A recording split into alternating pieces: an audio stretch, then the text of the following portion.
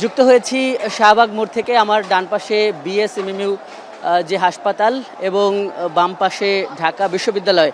আমরা দেখছি যে পুরো যে শাহবাগ মোড়টি আমাদের পেছনে দেখা যাচ্ছে যে মেট্রো রেলের ভায়াডাক্টের নিচে পুরো এলাকাটিতেই কিন্তু আমরা দেখছি যে ছাত্র জনতা বিক্ষোভ করছে।